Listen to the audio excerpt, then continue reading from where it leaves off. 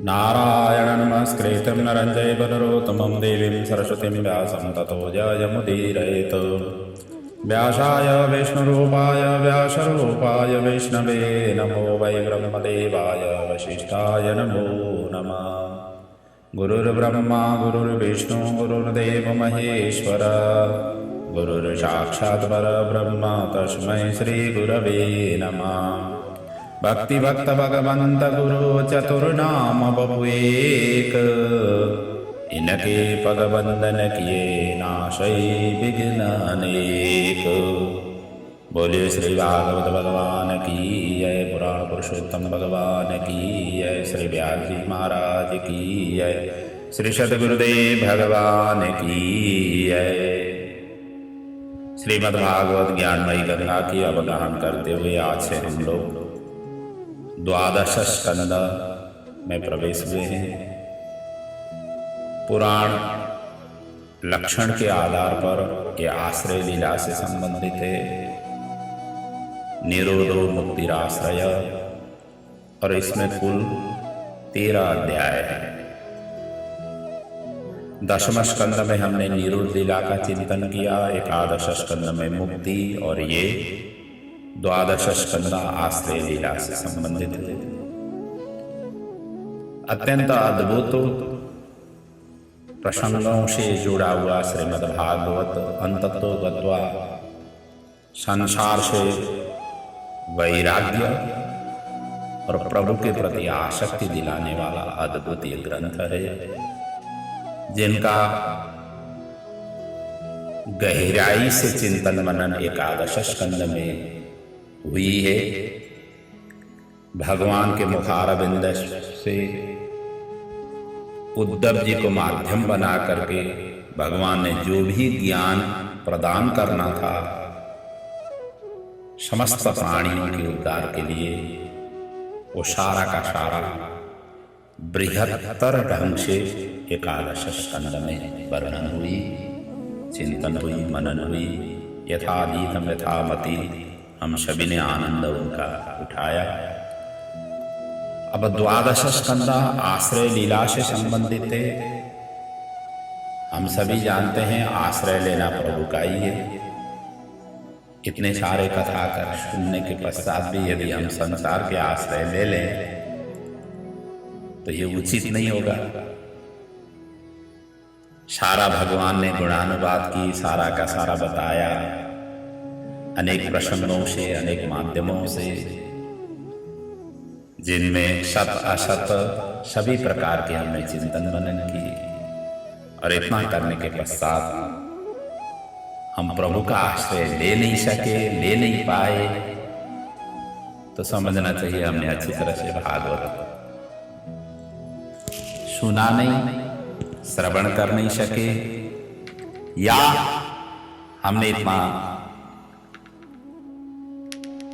हम इतने अच्छे पात्र नहीं बने, भगवान भागवत कथा की हमने पान कर नहीं सके। यही समझना चाहिए।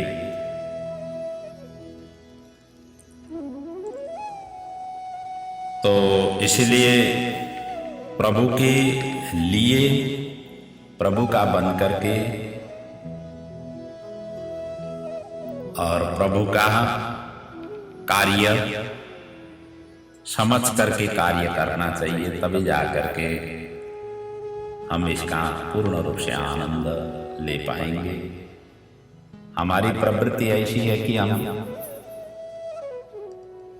संसार के लिए हर कार्य करने की कोशिश में लगे हुए हैं, इसलिए प्रभु छूट जाते हैं।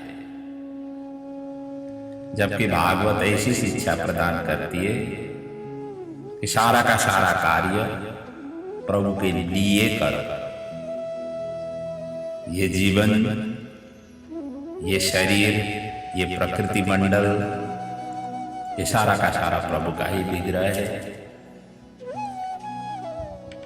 मां मनुष्मरः, मुझे स्मरण करके कार्य करो, फिर सारा का सारा क्रेडिट मेरे ऊपर आ जाएगा, आपके ऊपर रहेगा नहीं, संसार के ऊपर रहेगा नहीं।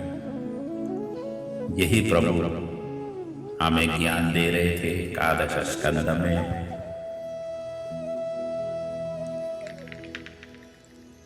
अब इसके लिए सुयोग्य गुरु से ही ये सभी ज्ञान प्राप्ति हो जाती है। गुरु धारण करनी या ज्ञानी जो ध्यानी है, तपी हैं, जपी हैं, उनके अंग संग में रह करके ये सारा ज्ञान का साक्षात्कार हो पाएगा।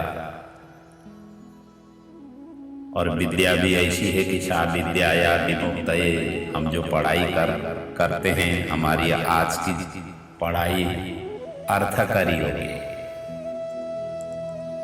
जबकि हमारे शास्त्रों ने प्रेरित किया हुआ है कि विद्या मुक्ति के लिए जो अध्यापन जो भी हम करते हैं, सुनते हैं या ज्ञानोपार्जन करते हैं, वो मुक्ति के लिए साधन बन सके। जबकि आजकल की जो शिक्षा पद्धति है, मुक्ति की ओर नहीं, संसार की ओर अग्रसर कराने वाली शिक्षा पद्धति की विकसित हुई है।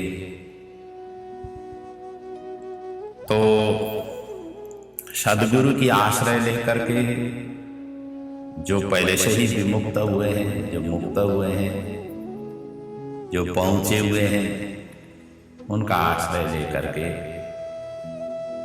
ज्ञानी अपने साधना में अनवरत रूप से आगे बढ़ पाता है। और लेना भी ऐसी की चाहिए। और गुरु के प्रति ऐसा अंधा भक्त भी नहीं होना चाहिए। एक बार क्या हुआ कि एक गांव में किसी सज्जन के यहाँ गुरुजी पहुंचे, और उन दिन गर्मी का मौसम था।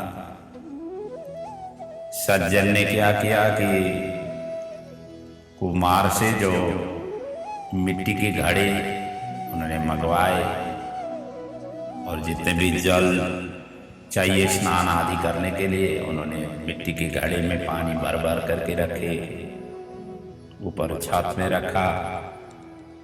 और सुबह जैसे स्नान करना, क्योंकि त्रिकाल संध्या करते थे, जब भी स्नान करना हो कम से कम मिट्टी की घड़े की जो पानी है थोड़ी सी ठंडक देती थी। गर्मी का मौसम था तो उनको अच्छा लगता था। उस तरीके से उन्होंने सेवा आराधना की। और पड़ोस में एक और सज्जन रहते थे, ये सारा कुछ उन्होंने देखा कि गुरुजी की सेवा इस तरीके से करनी चाहिए, और उनको भी लगा कि हमारे कुटिया में भी जब गुरुजी आ जाएंगे मैं ऐसे ही सेवा करूंगा। और संयोगवश एक दिन उन पड़ोसी के घर में भी उनके भी गुरुजी आए, और जैसे गुरुजी आए उन्होंने भी यही किया कि बड़े कुम्हार से जो है ना वो घड़े मंगवाए, छत में रखा गया, पानी भर भर करके उनमें सारा कुछ रखा। और हुआ क्या कि उन दिनों में ठंडी की मौसम चल रही थी, सर्दी की मौसम थी, और गुरुजी को सुबह सुबह उठ करके बड़े नहाने और सारा कुछ के लिए उन्होंने ठंडक बनी। एक तो वैसे ही ठंडी की मौसम, सर्दी की मौसम, उसके ऊपर में भी मिट्टी के घड़े में रखे हुए जल, और वो भी छत में खुले उसमें। और सुबह सुबह ही गुरुजी को प्रातः स्नान जो करनी होती थी, और ठंडी ठंडी पानी से नहाने के लिए जैसे उद्यत हुए, गुरुजी ने कहा कि ये क्या कर रहे हो, ऐसे ठंडी के मौसम में तो थोड़ा गुनगुना पानी से ही नहाया जा सकता है। तो सज्जन क्या बोलने लगे, गुरुजी आपको पता नहीं है सेवा इसी से ही होती है, हमने अपने आंखों से देखा। तो मतलब कहाँ से आंखों से देखा? उन्होंने कहा कि हमारे पड़ोसी में गुरुजी आए थे, उन्होंने इसी तरीके से सेवा की, बड़े प्रसन्न होकर के गुरुजी ने आशीर्वाद दिया, और हम भी क्या कम हैं, इसलिए हमने घड़े भर के मंगाए जैसे उन्होंने मंगवाए थे। और जिस तरीके से उन्होंने सेवा की थी, हम भी उनको दिखाएं कि हमारे गुरुजी में भी क्या कम है। इस तरीके से वो टूटते गए, पढ़ते गए, और मैं भी भला उनसे कुछ कम थोड़ी हूं, और उनके गुरुजी से भी आप क्या कम थोड़ी हैं। आप भी तो पहुंचे हुए गुरु जी हैं, जैसे उनके पहुंचे हुए हैं। इस तरीके से गुरु भक्ति की उन्होंने सेवा कि जैसे तैसे गुरु जी ने उनको समझाया और कम से कम उस ठंडी सी घड़े की जल से स्नान करने से बच गए। ये है, ऐसा अंध भक्ति भी नहीं होनी चाहिए। हमारे अंदर में ही प्रभु का वास है। हमारा जो आत्मा है वो प्रभु का ही स्वरूप है। वो जैसे जिस तरीके से हमें आज्ञा प्रदान करें उसी हिसाब से कार्य करनी चाहिए। देखा सीखी में करेंगे तो आगे बढ़ नहीं पाएंगे। कोई किसी का नहीं न तो हो सकता है न बन ही पाएगा। कई व्यक्ति किसी के अनुयायी बनने की कोशिश करते हैं, उसके जैसे तो होते ही नहीं है, वो भी नहीं पाएंगे और अपना स्वरूप ही वो भूल जाएंगे। यही होता है ना। इसलिए सब प्रभु ने सभी को अपने अपने स्वभाव स्वरूप दे करके भेजा हुआ है, अन्न जल दे करके भेजा हुआ है। उसी के ही आधार पर अपने बुद्धि को प्रयोग में ले आते हुए करना चाहिए। लेकिन जितने भी कार्य हम करते हैं वो सारे के सारे प्रभु के लिए अर्पण करना चाहिए। चलते फिरते उठते बैठते हम प्रभु के लिए कर रहे हैं सब कुछ। इस तरीके की भावना अंदर से हमेशा हमेशा रखना चाहिए और हर कार्य इस भावना से प्रेरित होकर के करेंगे तो स्वतः इस संसार परिवार इन सभी का बंधन अपने आप ही टूट जाएगा, इससे ऊपर उठ पाएगा। आसक्ति ही बंधन का कारण है और आसक्ति टूटाने का यही सहज और सरल उपाय है। नहीं तो आसक्ति बनती रहेगी, ये तो छूटेगी। और भागवत कहती है आसक्ति छुटाओ, घर में ही रहो आसक्ति छुटाओ, परिवार के साथ में ही रहो लेकिन आसक्ति छुटाओ, हर चीजों में डी अटैचमेंट रहो, साधु संत पकड़ की तरह रहो, हर चीजों में हर कार्यों में। एक नगर में राजा का देहावसान हुआ और वहां नए राजा के लिए जो चुनाव होती थी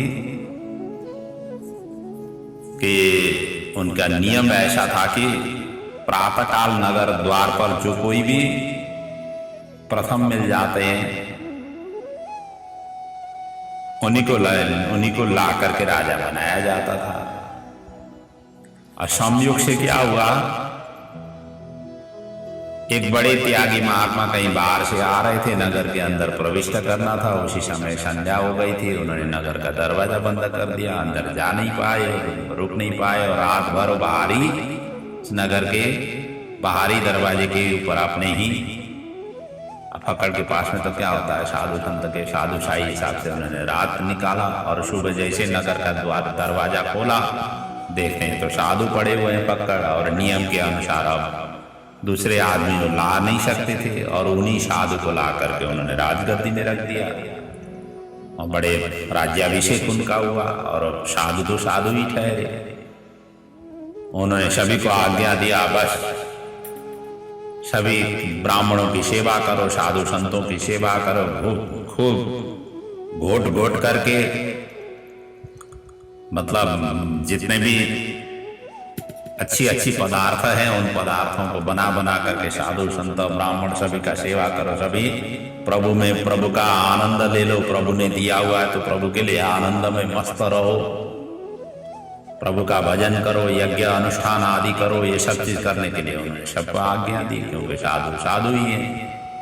भजन के लिए उन्होंने प्रेरित किया, भगवान की तरफ उन्होंने प्रेरित किया। सभी मस्त होकर के उसी तरीके से सभी राजा के कर्मचारी कार्य करने लगे और ये सारा का सारा पड़ोसियों को पता चल गया। यहाँ तो कोई हिफाजत है ही नहीं, त्यागी आकर के बैठे हुए, त्यागी संभाल रहे हैं और गरीब दीन दुखियों को अन्न बांट रहे हैं, मतलब सारा का सारा धन दौलत बंटवा रहे हैं। ब्राह्मण साधु संतों का वहां पर बड़े सेवा हो रही है, और रात दिन भजन पूजन में ये खुद ही मग्न रहते थे और दूसरे प्रजाओं को भी उसी तरीके से मग्न कराते रहे। और अंत तो गत्वा देखा कि अब यहाँ पर तो सैनिक बलों की एकत्रित है ही नहीं, क्योंकि राजा अपने राज्य को जिस तरीके से संरक्षण संवर्धन करने के लिए उनका चाहिए, ये सभी चीज तो उनका तो था ही नहीं। गुप्तचर आदि ये सब चीज उन्होंने था ही नहीं। सभी को प्रभुमय देखते, साधु तो वही होते हैं। जैसे देखा पड़ोसियों को पता चला, पड़ोसियों ने उनके ऊपर आक्रमण कर दिया। आक्रमण करने के पश्चात इनकी तो सैनिक वैसे ही कमजोर थी, सीधा इनके ऊपर में उन्होंने राज्य को अपने हाथ में ले लिया और साधु को भी पकड़ करके, जो राजा बने हुए थे उनको भी पकड़ करके उन्हें नेलकड़ी लगाया। मैंने कहा नेलकड़ी लगाने की जरूरत नहीं मैं पहले से ही पकड़ था, मुझे अभी भी कहीं कुछ नहीं है। 2-4 दिन के लिए मैं मेहमान बन करके यहाँ आया था, इन्होंने जबरदस्ती मुझे गद्दी में रखा था। और आप यदि गद्दी लेने की आप में इतना आप आ गए तो मैं छोड़ने के लिए तैयार हूं, मुझे तो छोड़ दो, मुझे कोई जेल जाने की जरूरत नहीं है, मैं अपने आप ही निकल करके चला जा। पकड़ी है, मुझे कोई लेना देना नहीं। तो कहने का मतलब आसक्तियों से, पहले भी आसक्ति उनको था ही नहीं, गद्दी में रख दिए। आज आसक्ति, गद्दी में रहते हुए भी उनको आसक्ति नहीं हुई, और गद्दी छोड़ने पर भी उनको कोई आसक्ति है ही नहीं। और होना भी ऐसे ही चाहिए। हम इस संसार में भी अनासक्त बन करके आए हैं, अनासक्त ही रहना है और अनासक्त बन करके ही जाना है।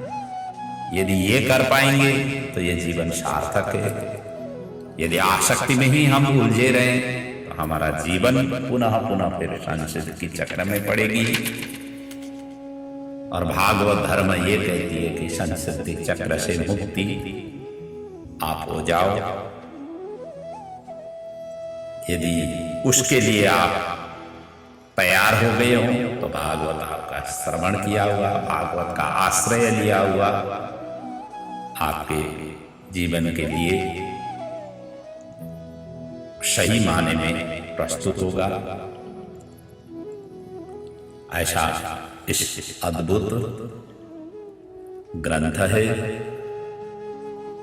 आइए अब द्वादश स्कंद की हम कथा को विधिवत रूप से प्रारंभ करें। यहाँ पर प्रारंभ में कली युग का वर्णन है।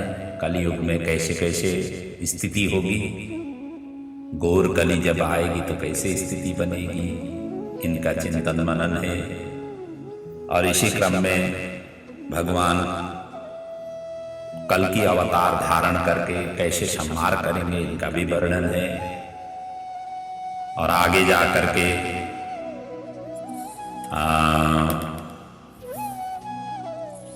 किसकी आश्रय लें, इनके विषय में वर्णन है। प्रभु का आश्रय लेने का इसके वर्णन है। फिर नित्य नैमित्तिक प्रलय का प्रसंग का वर्णन है।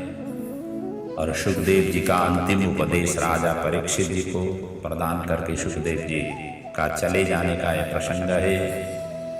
परीक्षित जी को तक्षक नाग आकर के उनको डसने का प्रसंग है, जिसके द्वारा परीक्षित का शरीर शांत होना और उनका दिव्य देह प्रभु के धाम की ओर जाना, इस प्रसंग का वर्णन है। उससे आगे जाकर के पुराणों का विभाजन और उनका लक्षण का प्रसंग वर्णन है। फिर मार्कंडेय जी की तपस्या में विघ्नकारी कामादि का पराभव का प्रसंग है, जहाँ पर नर नारायण का प्रादुर्भाव और उनकी स्तुति का वर्णन है। बटपत्र पर शयन किए हुए बाल कृष्ण का उन्हें दर्शन है, उन भगवान का दर्शन, इनका वर्णन है। और आगे जा करके भगवान के अंग उपांग आयुधों का रहस्य, इन सभी का वर्णन है। और अंतिम में श्रीमद् भागवत की संक्षिप्त विषय सूची, जो संपूर्ण श्रीमद् भागवत हम श्रवण करते आ रहे हैं, उनका संक्षिप्त में प्रथम स्कंद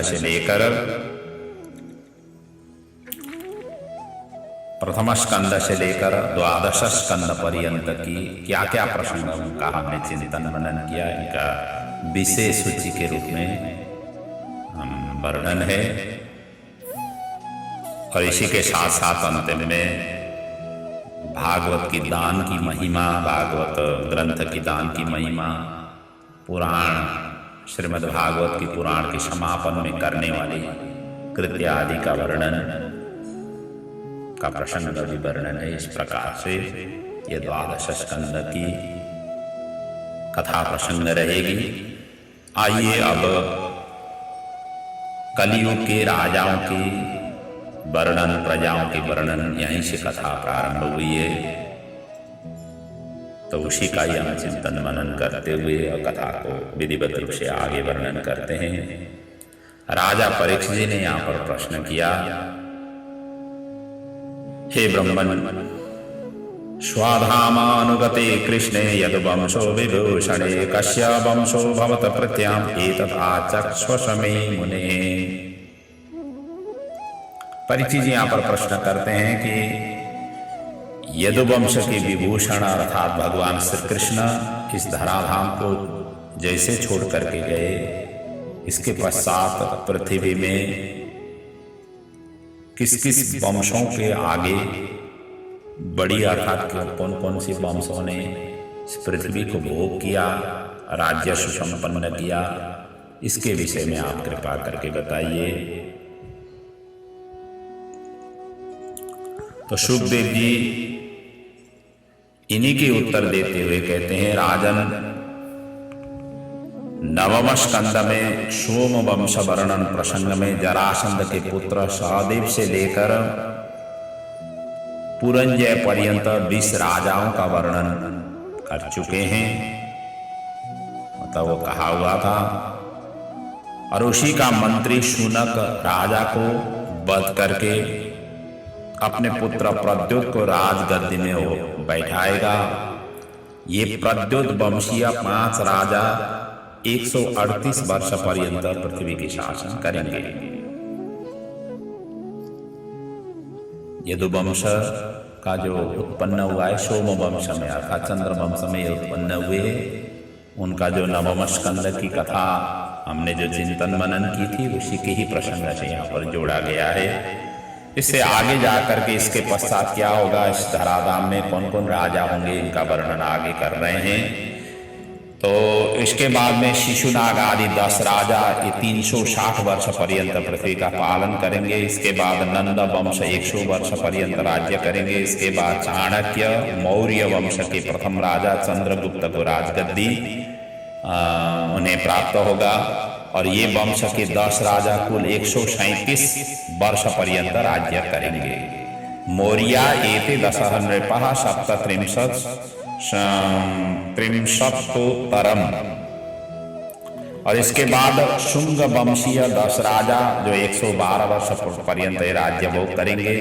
फिर कण्व वंशीय 4 राजा इनकी भोग करेंगे। फिर उपरांत लोमदी आदि 30 राजा 456 वर्ष इस पृथ्वी को भोग करेंगे। फिर आभिर संज्ञक 7, गर्दभी संज्ञक 10, कंक संज्ञक 16 और ये यवन संज्ञक 8, तुरुष्क संज्ञक 10, गरुड़ संज्ञक 10 राजा होंगे। और ये कुल मिलाकर के 1049 वर्ष पर्यंत ये राज्य भोग करेंगे, पृथ्वी का राज्य संचालन करेंगे। और जैसे जैसे घोर कली आएगा वैसे वैसे राजा ब्राह्मण शूद्र प्राय बनते जाएंगे। असंस्कृतः क्रियाहीनः रजसः तमसावृतः प्रजास्ते भक्षयिष्यन्ति म्लेच्छा राजन्य रूपिणः ब्रात्यः दीजा भविष्यन्ति शूद्र प्राया जनाधिपः। तो कली के प्रभाव के कारण सभी के सभी संस्कार विहीन होते जाएंगे, आचरण विहीन होते जाएंगे, और जो एक दूसरे के प्रति कहीं किसी के प्रति सम्मान नहीं होगा, ये सभी के सभी स्थिति भयावह स्थिति होती जाएगी। ऐसा वर्णन करते हुए आगे कहते हैं सुखदेव जी, ततश्चानुदिनं धर्म्यः सत्यं शौचं क्षमादयः कालेन बलिना राजन् नक्ष्यांत्यायुर्बलं स्मृति। कहते हैं कली के प्रभाव से दिन प्रतिदिन धर्म, सत्य, दया, दान, आयु, बल, स्मृति सभी क्रमशः नष्ट होते जाएंगे। और क्या होगा आगे? कहते हैं यस्यास्ति वित्तम सनरः कुलीनः, जिसके पास में धन हो वही कुलीन व्यक्ति के रूप में प्रतिष्ठित होगा। जो धन व्यय कर सके, धन निकाल सके या धन का स्वरूप दिखा सके, वही व्यक्ति कुलीन, धनाढ्य, प्रतिष्ठित इस प्रकार से पूजित। इसलिए कहा गया है कि धन होने से कुलीन माना जाएगा, उसी को ही आचारवान और गुणी इस तरीके से समझा जाएगा। धर्म और न्याय में मूल कारण बल को माना जाएगा, अर्थात जिसके पास जो बलशाली है। विवाह अपने रुचि के अनुसार होंगे, जिनको जो पसंद आए उनके साथ नहीं विवाह हो जाती, और जात पात ये सारा कुछ देखा नहीं जाएगा। कुल गोत्र आदि ये सब चीज देखा नहीं जाएगा। क्रयः विक्रयः में सारा का सारा छलपूर्ण तरीके से क्रय विक्रय होगा, कपटपन होगा उसमें, और स्त्री पुरुष की कौशलता को रति कौशल से ऐसा माना जाएगा, अकुलाचार से नहीं। और आगे जाकर के कहते हैं ब्राह्मणत्व का चिन्ह केवल प्रदर्शन के लिए जनेऊ केवल रह जाएगा। शौच, संतोष आदि जो ब्राह्मण में होनी चाहिए गुण, वो सारा का सारा होगा ही नहीं, सब नष्ट होगा। विप्रत्व सूत्र में वही ब्राह्मणों का पहचान केवल सूत्र अर्थात जनेऊ में रहेगा। दृश्यताम मतकंठे सूत्रम ब्राह्मणो अहमिति न तो वेदोच्चारणादि। देखो मेरे कंठ में मैंने सूत्र धारण अर्थात जनेऊ धारण किया हुआ है। वेद और शास्त्रों के अनुसरण अनुगमन करने वाले नहीं होंगे। आश्रम केवल दंड रहेगा, मतलब दंड ही वह आश्रम का पहचान रहेगा, और आचार विचार इन सभी का आश्रमों में भी स्वतः लुप्त होता जाएगा। और इतना ही नहीं, कहीं किसी भी कोई भी काम करना हो, कोई भी मुकदमा आदि जीतना हो, उसकी विजय प्राप्त करना हो, तो वहां पैसा खिलाए बिना कार्य नहीं हो पाएगा। नीति से वहां पर कार्य नहीं होगा। बकवास करने वाला व्यक्ति को ही पंडित माना जाएगा, जो ज्यादा बोल सकता है। वो शास्त्रज्ञ वहां पर देखा नहीं जाएगा, कौन कितना पढ़ा लिखा है, कितना विद्वान है, कितना गहनतम चिंतन किया हुआ है, मनन कर सकता है, ये सब चीज देखा नहीं जाएगा। उसकी प्रस्तुति को ही पांडित्य समझा जाएगा। पांडित्य चापलम बचा, और परस्पर स्वीकारना यही विवाह का स्वरूप होगा। धनहीन गरीब ऐसे को असाधु और पाखंडी साधु समझ जाएंगे, अर्थात जिनके पास में धन नहीं है, केवल भजन ही करते हैं और बड़े कोई ऐसी बड़ी आश्रम आदि नहीं, ऐसे गुजर बसर के हिसाब से ही अपने कुटिया में रहते हों, उस तरीके से साधनारत होने वाले व्यक्ति को असाधु माना जाएगा। जो है भव्य रूप से जो चलता फिरता हो बड़ी शानदार तरीके से, हाँ ये है साधु, इस तरीके से माना जाएगा। स्नान करना ही अलंकार होगा, कहते हैं स्नानमेव प्रसादनम, पेट भरना परम पुरुषार्थ होगा। किसी भी तरीके से पेट उदरम्बो भरिणो हो, कहा हुआ ना उसमें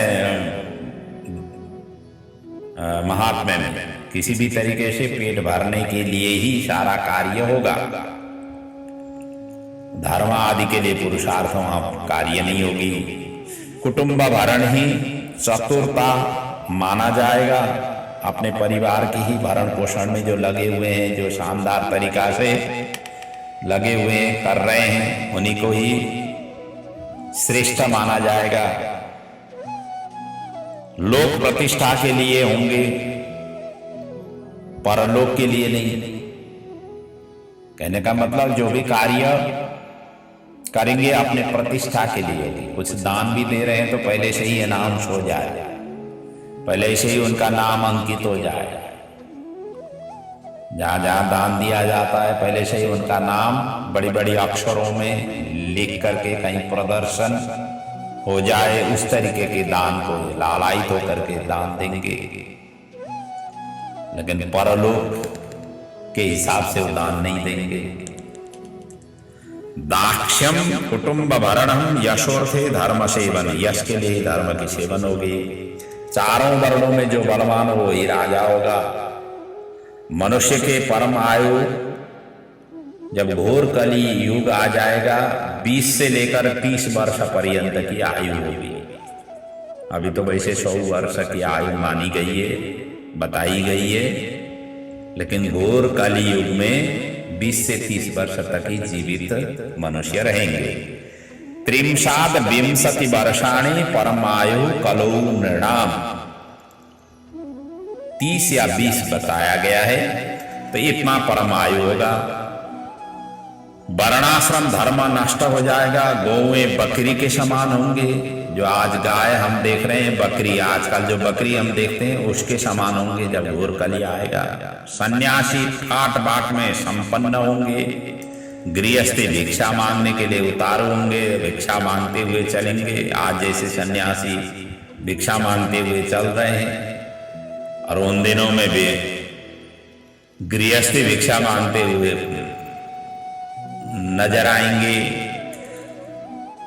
ससुर साले ही सलाह देने वाले बंधु होंगे। जब राजा प्रजा का धन लूटने लगेंगे, प्रजा आचार विहीन होंगे, भक्षा भक्ष्य से शून्य होंगे, गधे की तरह दिन रात मैथुन में तल्लीन होंगे। और जब इस तरीके से घोर कलियुग का एकदम से अस्त व्यस्त स्थिति बनेगा, तब जाकर के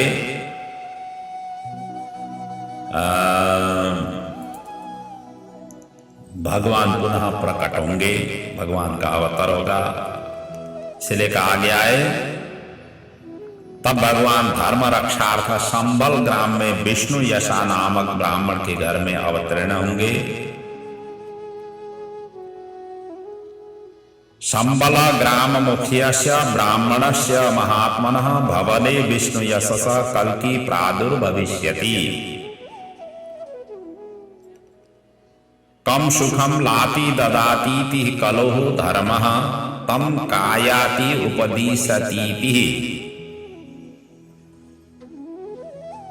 तो ये संबल ग्राम में विष्णु यशस नाम के कल्कि भगवान का प्राकट्य होगा, और वे इंद्र द्वारा प्रदत्त देवदत्त आशुगामी घोड़े पर सवार होकर के करोड़ों डाकू राजाओं को संहारे करेंगे। उस समय भगवान के स्पर्श वायु से प्रजा की जो अंतःकरण है वो शुद्ध होती जाएगी। प्रजा की सृष्टि सात्विक होगी। और कहा गया है कि यदा चंद्रस्त सूर्यस्त तथा तिस्य बृहस्पति एक राशो शमिष्यन्ति तदा भवति तत्कृतम। कहते हैं जब चंद्र, सूर्य, पुष्य और बृहस्पति एक साथ कर्क राशि में इन सभी का योग होगा तभी सत्ययुग का प्रारंभ होगा। भगवान ने पृथ्वी से जाने के बाद कली का आरंभ हुआ है। कली का आयु 4,32,000 माना गया है। सत्ययुग आने पर शंतनु के भाई देवापी और इक्ष्वाकु वंश के राजा मरु ये दोनों पुनः वर्णाश्रम धर्म की विधिवत स्थापना करेंगे। अभी ये बद्रिकाश्रम में कलाप ग्राम में निवास करते हैं। इसलिए कहा गया है देवापि शंतनुर भर्तः मरुश्चेक्ष्वाकु वंशजः कलाप ग्राम आसाते महायोग बलान्वितो। आगे जाकर के सुखदेव जी और भी वर्णन करते हैं कलयुग के विषय में। दृष्टात्मनि जये व्याघ्रान नृपान हसति भूरियम अहो माम विजगी शंति मृत्यु क्रीडनका नृपा। पृथ्वी अविवेकी राजाओं को जीतने के लिए भूमि को देखकर उस समय हंसा करती है और कहती है, पृथ्वी का यह मनोभाव है। जो राजा जिस तरीके से पृथ्वी के ऊपर अत्याचार करते हैं उनके प्रति ये पृथ्वी का भाव है। कहते हैं आश्चर्य यह है कि मृत्यु के हाथ के खिलौने ये मूर्ख राजा मुझे जीतने की इच्छा करते हैं। अर्थात पृथ्वी मैया इस तरीके से बता रही है, पानी के बुदबुद समान देह को स्थायी है समझते हैं। अपना देह तो पानी के बुदबुद के समान है। आज प्रकट हुआ है कल नाश होगा, मतलब क्षण क्षण में जैसे नाश हो जाती है उसी हिसाब से मनुष्य चोला है। इन मूर्खों के शीर पर अपनी मृत्यु नहीं दिखाई देती है। मृत्यु के सिर पर, इनके सिर पर मृत्यु खड़ी है, ये दिखाई नहीं देती है। मृत्यु ग्रस्त प्राणी को पृथ्वी जीतकर अंत में क्या मिलेगा? बड़े बड़े मनु आदि राजा तो अंत में काल के ग्रास बन गए और मेरी ही कारण अर्थात पृथ्वी के लिए, जमीन जायदाद के लिए पिता पुत्र में, भाई भाई में विरोध होता है। एक दूसरे के गला घोटते हैं और अंत में स्वयं मर जाते हैं। पुर्रवा नहुष मानदाता सगर रघु रावण आदि शूरवीर तो टीके नहीं, केवल कथा में ही शेष रह गए।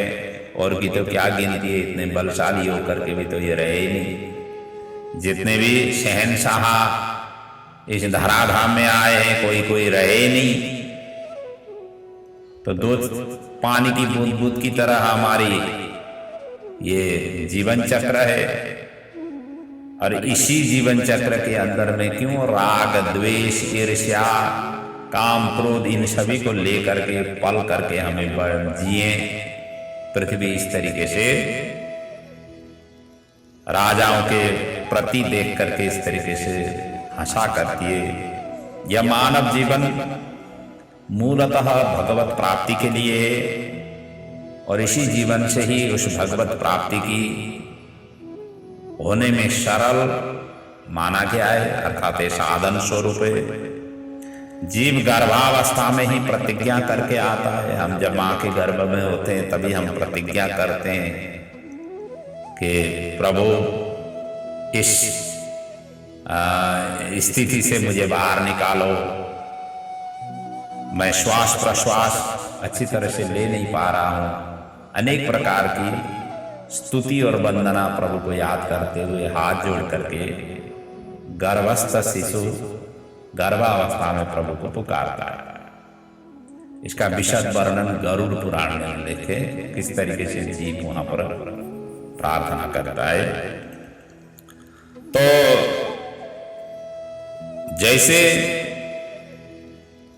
धराधाम में आए, हाथ भी उनका छूट गया जो जोड़ करके गर्भ में रहे हुए थे। अब बाहर आते ही हाथ अलग अलग हो गए। फिर तो भगवान की तरफ कभी नमस्कार हो ही नहीं पाता है।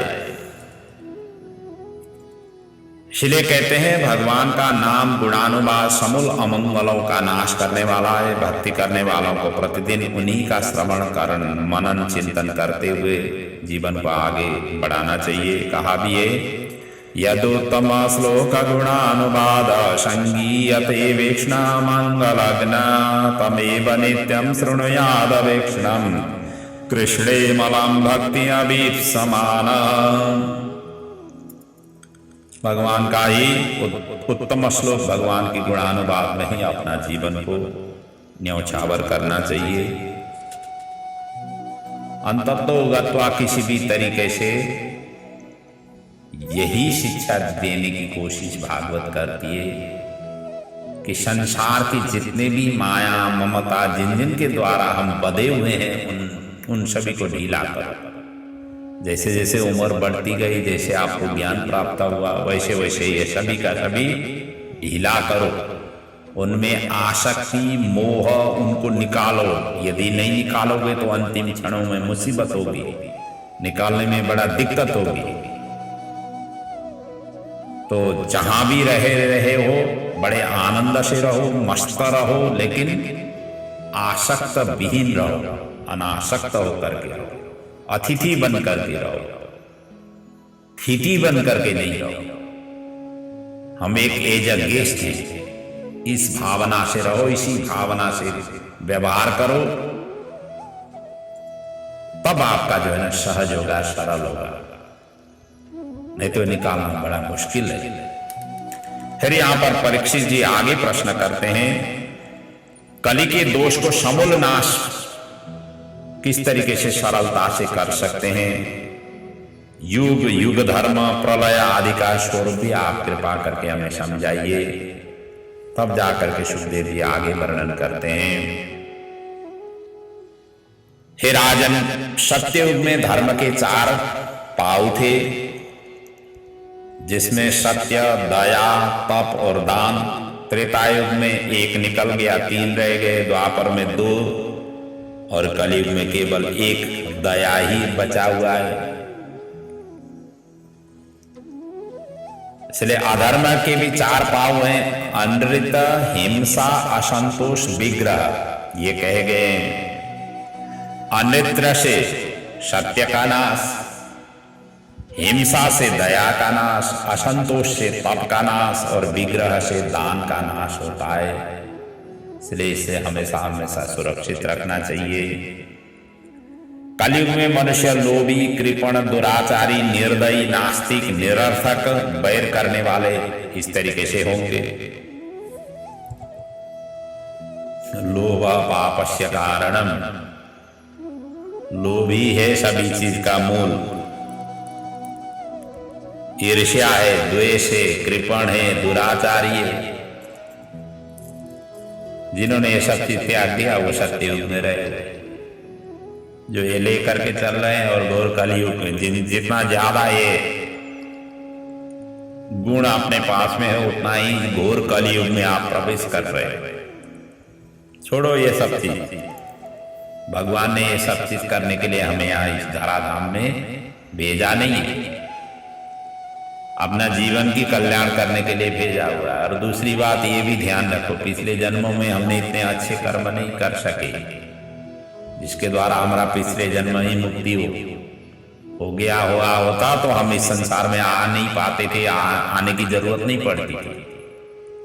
हमने पिछले जन्म में अच्छे कर्म नहीं कर पाए, इसलिए हमने ये जन्म हमें मिला हुआ है। अब इस जन्म में भी हमने अच्छे कर्म नहीं किए तो पुनः मनुष्य योनि की तो गारंटी है ही नहीं। यदि अच्छे कर्म नहीं किए हैं तो मनुष्य योनि आने में संदेह है। ये तो मैंने बार बार पिछले प्रसंगों में कई बार ये आया हुआ है।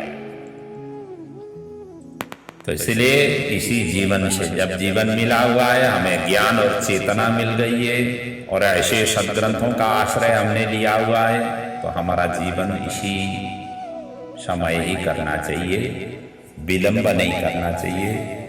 सीखने के बाद लगना बाकी रह जाता है। आपको ज्ञान प्राप्त हुआ है, बस अब लगना ही बाकी रह जाता है। और फिर आपको ढूंढने खोजने ये सब चीज में समय बर्बाद करने की जरूरत नहीं है, बस लग जाओ। जहां हो वहीं पर, वहीं से सारा जीवन और जगत सभी के प्रति किस तरीके से हमें व्यवहार करनी है, बस लग जाओ और व्यवहार में उतारो। क्योंकि प्रैक्टिकल किए बिना थ्योरी मजबूत नहीं होती है। थ्योरी तो हम पढ़ रहे हैं, लेकिन इसको प्रैक्टिकल हम उतारते नहीं। प्रैक्टिकल उतारते तो हमारा कल्याण हो ही जाता। और यदि उतार सके तो हमारा इसी जीवन से कल्याण है, नहीं उतार पाए तो फिर पुनरअपि जन्म, यही स्थिति होगी। और इतना ही नहीं, मनुष्य भाग्यहीन, मंदमती, क्रोधी, पापी, धनहीन होते जाएंगे। क्योंकि दूसरे के दुनिया भर की जब टेंशन लेकर के व्यक्ति चलता है, क्योंकि ये सभी चीज वासनाएं जब आ जाती है, सभी एक एक टेंशन की डोज है। और ये लेकर के जब व्यक्ति चलता है तो व्यक्ति जो है ना दिग्भ्रमित हो जाता है, साधना कर नहीं पाता है। बैठ करके जब साधना करने की सोच बनाता है, या माला फेरने की जब सोच बनाता है, या कोई अध्ययन करने की सोच बनाता है, या किसी की प्रवचन आदि सुनने की, तो उसका ध्यान वहां पर नहीं होता है। क्योंकि उन सभी वासनाओं के ऊपर ही चिपक जाती है ध्यान, फिर ये सभी चीज साधना नहीं हो पाती है। कितने बार भी कोशिश करने पर भी नहीं होती है। इसीलिए तो माला फेरते समय संसार क्यों आती है? क्योंकि संसार में हम चिपके हुए हैं, उसमें ही हम बधे हुए हैं, उसी का ही आसक्ति हमारे इर्द गिर्द में घूम रही है। सभी इंद्रियां उसी की आसक्ति के लिए दौड़ लगा रही है, और उसमें हम भगवान की मंत्र माला हम करते समय कहां से आए? जो दौड़ रहा है उसी के ही पीछे भागेगी। हवा जिधर से बह करके जिधर की तरफ जा रही है उधर की ही तरफ ही कीड़े, मतलब पतंगा आदि,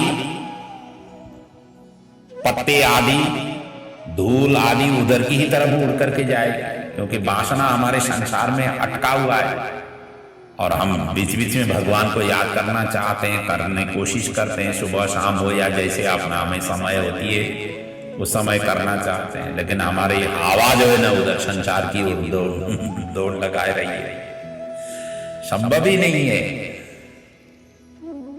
प्रकृति से, नेचर से ही ये सीखना चाहिए, नेचर कैसे चल रही है उसी प्रकार। क्योंकि हम नेचर से बड़े घनिष्ठ हमारा संबंध है, हम प्रकृति से आए हैं, प्रकृति में ही विलय होने वाले हैं। इसलिए हमारा शरीर और नेचर से सभी चीज मिलता जुलता है।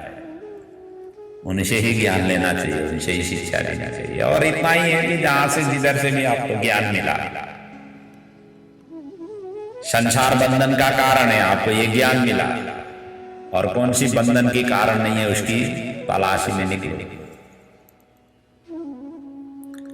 और ये धनहीन होंगे, क्रोधी, पापी, धनहीन होंगे, शाली शाले का महत्व होगा। शूद्र तपस्वी वेश में बैठ करके धर्मोपदेश करेंगे। शूद्र से शास्त्र श्रवण करना वैसे शास्त्रों में महापाप कहा गया है। जो शूद्र दान ले या दे दोनों नरकगामी माने गए। कहा भी है, शूद्र प्रतिग्रहीष्यन्ति तपोवेशोपजीविनः धर्म बक्ष्यन्त धर्मज्ञः अधिरूह्यो तमो तमासनम। क्योंकि कई लोग ऐसे पाखंडी बन करके भी समाज को दिग्भ्रमित करने वाले मिलेंगे। सबका सारा का सारा जो है ना प्रभु ने किसी को पाखंड बना करके भेजा नहीं है, लेकिन बुद्धि इस तरीके से, खोपड़ी इस तरीके से घुमाते हैं। रातों रात लंबे दाढ़ी बन जाए इस हिसाब से लगे हुए होते हैं, तुले हुए होते हैं, और सारा का सारा अपना वैभव सब एकत्रित करने में लगे हुए होते हैं। कहा है ना, दो बड़े अच्छे दोस्त थे, उन्होंने सोचा कि अब रातों रात कुछ बन जाए, इसलिए उन्होंने सोचा कि अब ये सबसे उचित रास्ता तो यही है कि साधु बने। क्योंकि साधु संत देखा जाए तो उनके पास न खेती बाड़ी होती है न कुछ होती है, और एकाएक मालामाल हुए ऐसे साधु संत उनको उन्होंने देखा हुआ भी था। कि सोचा कि हम लोग भी कुछ ऐसे करें, कुछ ऐसे नाटक करें, अभिनय करें, ताकि हम भी कुछ बने। इसलिए दोनों चल पड़े और गांव से एक अलग क्षेत्रों में जो जंगल के आसपास में जाकर के वो रहने लगे, और एक साधु बन गया, एक सेवक बन गया। सारा का सारा नाटक ही था। और जैसे कोई भी आते थे राहगीर में, जो भी रास्ते में जो भी आ जाते हैं, बड़े वो अलग, ये तो परम पहुंचे हुए हैं, उनका जो है ना पंखा झूलने, जो साधु बने हुए हैं उनके ऊपर में पंखा झूलता था। बड़ा सेवा आदि का आदर भाव से बड़ा दंडवत परिक्रम प्रणाम करता था, उनका बड़ा सेवा शुश्रूषा करता था। लोग कुछ न कुछ बेटी चढ़ाते हुए आगे निकलते थे। एक बार ऐसा हुआ कि इसी क्रम में एक दिन राजा की सवारी उधर से निकली, तो जैसे राजा की सवारी उसने देखा तो अब तो इनको अभिनय बड़ा एकदम उच्च क्लाइमेक्स में इन्होंने किया। जो सेवक था उसने बड़ा क्लाइमेक्स वहां पर प्रस्तुत किया। लगी समाधि अखंड अपारा, ऐसा कहते हुए उसने बड़ी जोर शोर से किया, बड़ी पंखा झुला करके। ये तो पहुंचे हुए हैं, ये त्रिकालदर्शी हैं, भूत भविष्य वर्तमान जानते हैं, सारा कुछ ये त्रिकालज्ञ हैं। तरह तरह की जो भी बढ़ाई चढ़ाई करनी थी सारा का सारा उसने वहां पर उतारा। राजा ने उनको प्रणाम किया, साधु को प्रणाम किया, और उन्होंने खीसे में से निकाल करके 2 मोहरे उनके चरणों में रख दी।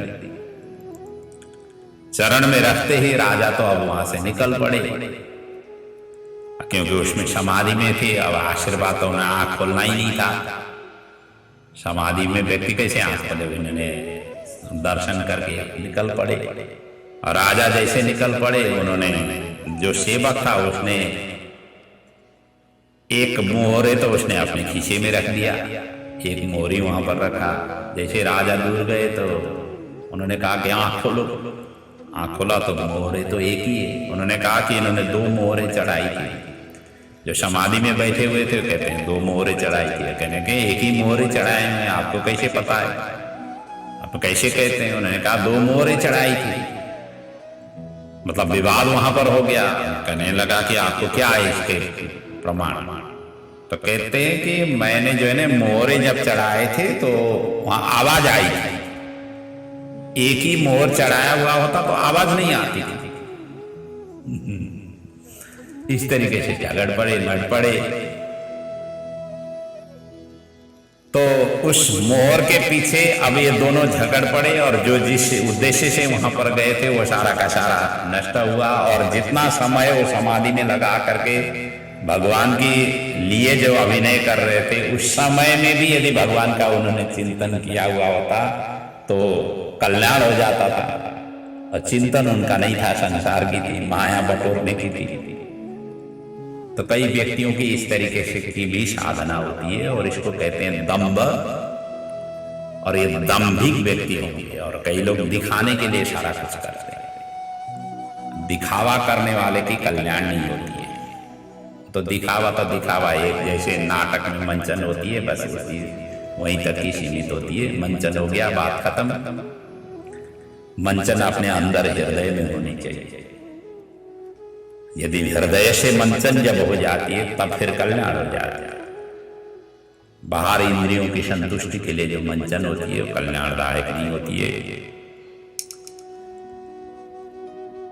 और कलयुग में होंगे कैसे? कहते हैं पुत्र अपने वृद्ध माता पिता की सेवा नहीं करेंगे, इसलिए तो वृद्धाश्रम आदि बनाए हुए हैं।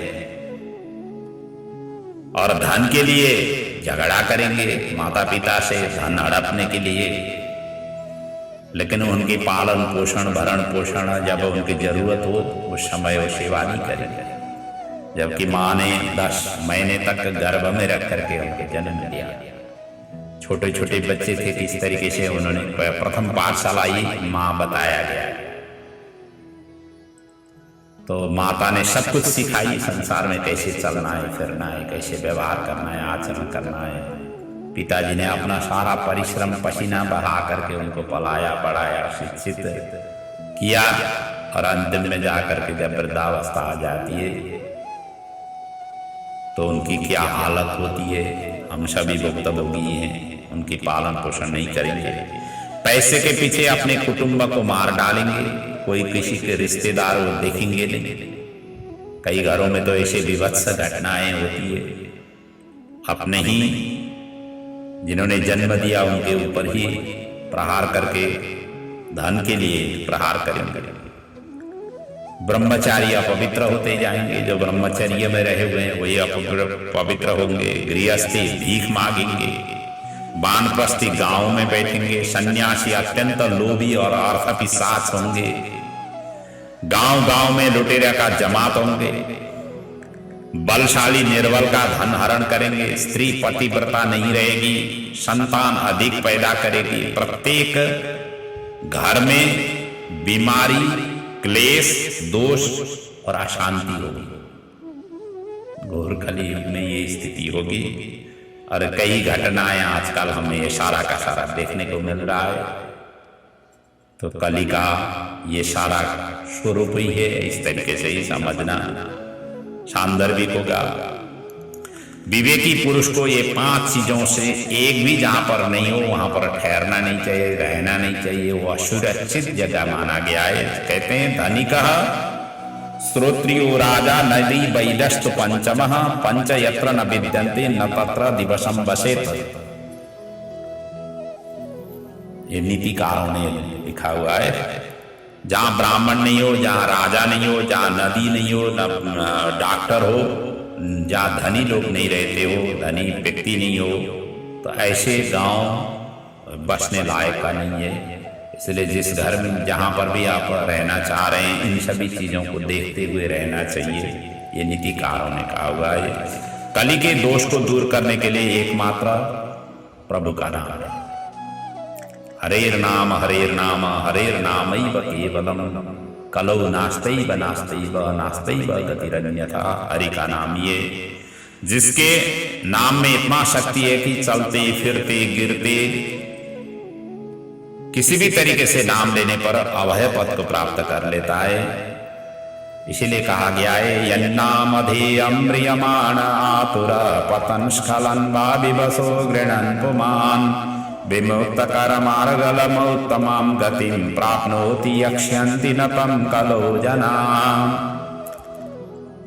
जिसके नाम लेने से मृत्यु के मुख से भी उनका अभय प्राप्ति होती है, अर्थात मृत्यु अवस्था में भी, म्रियमाण अवस्था में भी प्रभु का नाम लेने से, हरिस्मरण करने से, प्रभु का नाम लेने से उनका अभय पद प्राप्त हो जाती है। इसलिए प्रभु का नाम ही एकमात्र सहारा है, बाकी सभी के सभी असहायक होंगे। गजेंद्र की उपाख्यान हमने सुना, गजेंद्र मोक्ष की, जहां पर सारा परिवार, घर परिवार सभी ने उनको छोड़ दिया। जब काल ने ग्रसित उनको किया, ग्रह ने जब ग्रसित किया, तो केवल उन्होंने हरि का स्मरण करके अपना उद्धार किया। कली दोष के अवगुण अनेक होते हुए भी ये नाम संकीर्तन ही एकमात्र गुण है, जब जो सभी को सभी चीजों से पार करा देता है, और यही एकमात्र शक्ति है। कहा भी है न, कलिर दोष निधे राजन नास्ति एक महान गुण कीर्तनादेव कृष्णस्य मुक्त संगो परम व्रजेत। भगवान का नाम स्मरण करने से, भगवान श्री कृष्ण का नाम चिंतन मनन करने से मुक्त संग होकर के जा सकता है। और आगे वर्णन करते हैं, जो बचे हुए व्यक्ति हैं, जो जीवित हैं, उनको कितना दुख भोगना पड़ रहा है।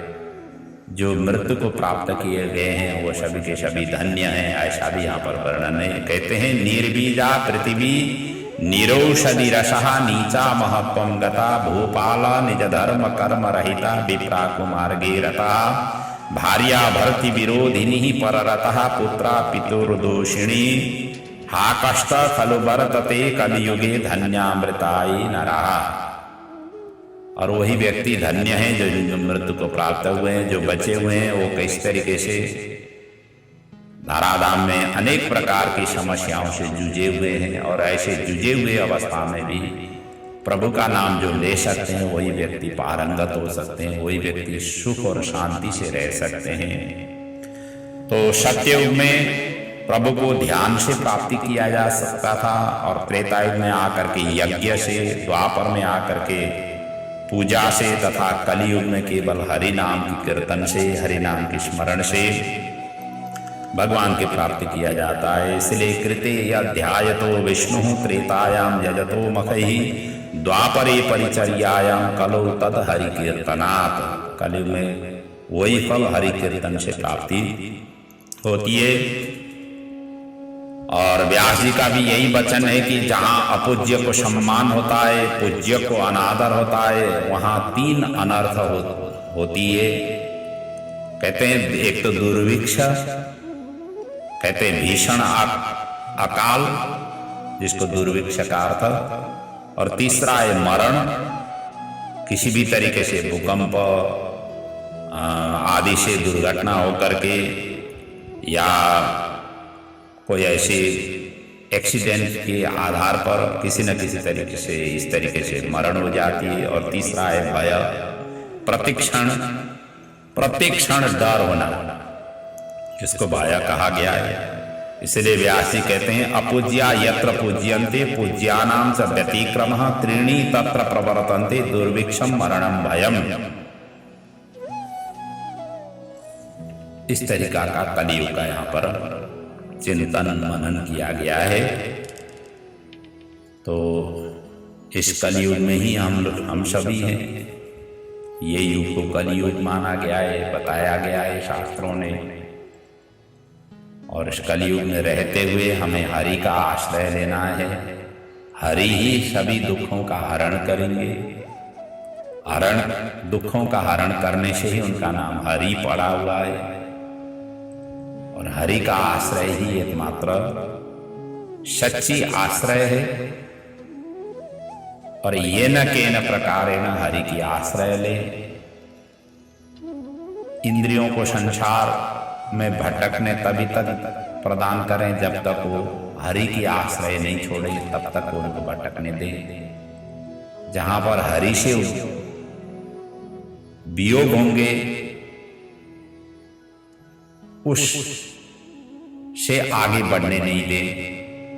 अर्थात इंद्रिय जो भी हम संसार में भटकने या भटकना पड़ता है, उनको लगाना पड़ता है इंद्रियों को, हरि की चिंतन करते हुए लगाएं। इसी में ही कल्याण है। संसार में रहे हुए हैं तो संसार के व्यवहार भी हमें निभानी होती है। ऐसा नहीं है संसार से हमें भागना है, संसार से जूझना है।